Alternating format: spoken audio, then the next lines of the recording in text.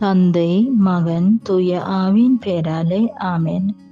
இந்த முதல் வாசகத்தில் அப்போஸ்தலர்கள் நம்மோடு கூறுகிறது, நாம் சிலர்களுக்கு படைத்த ஆகாரங்கள் தின்னக்கூடாது என்றும், இரத்தத்தோடு கூடி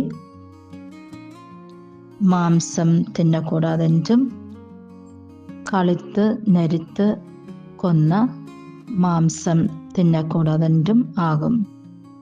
விபச்சாரம் செய்யக்கூடாதென்றும் அப்போஸ்தலர் கண்டிப்பாக கூறினார்கள்.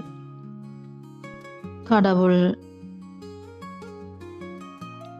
நம்மிடம் ஆசைப்படுகிறது காரியங்கள் நாம் செய்வோம்.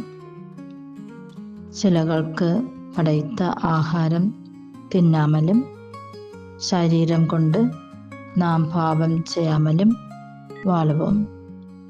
கடவுளை சந்தோஷப்படுத்தி வாழுவோம். இந்த இரண்டாம் வாசகத்தில் புனித அருளப்பர் தனக்கு கிடைத்த ஒரு தரிசனத்தை பற்றி கூறுவது. ஒரு புதிய ஜெருசலேம் பரலோகத்தில் நின்று வந்தது.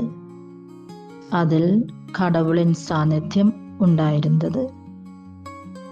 12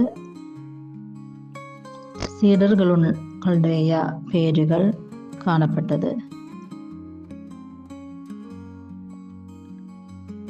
தேவாலயம் இல்லாமல் இருந்தது.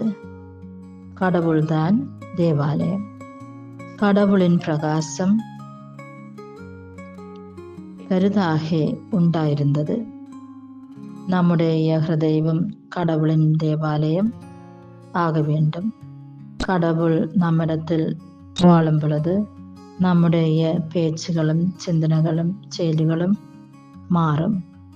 நாம் புதிய ஆளுகள் ஆகி மாறும்.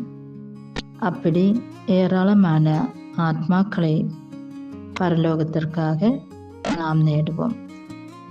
இந்த சுவிசேஷத்தில் இயேசு நம்மை ஞாபகப்படுத்துவது, நாம் இயேசுவின் வசனங்கள் அனுசரித்து வாழ்வதற்கு தான். அப்படியானால் கடவுளும் நம்மிடத்தில் வாழ்வார். நாம் இயேசுவின் வசனம் அனுசரித்து வாழ்ந்தால் நாம் இயேசுவை அன்பு செய்வோம் என்பதாகும். பரிசுத்த ஆவி இயேசு நம்மை படிப்பித்த காரியங்கள் செய்வதற்கு உதவி செய்வார். இயேசு கூறினார், நான் என்னுடைய சமாதானம் உங்களுக்கு தருகிறேன். இது உலகம் தருகிறது போல் இல்லை.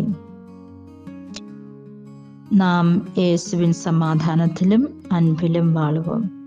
கடவுளின் வசனம் வாசித்தும் தியானித்தும் அதன்படி வாழுவோம். நமக்கு இயேசுவோடுள்ள அன்பை பிரதி இயேசுவின் வசனங்கள் அனுசரிப்போம். கடவுள் நாம் ஒவ்வொருவரையும் அனுகிரகிக்கட்டும்.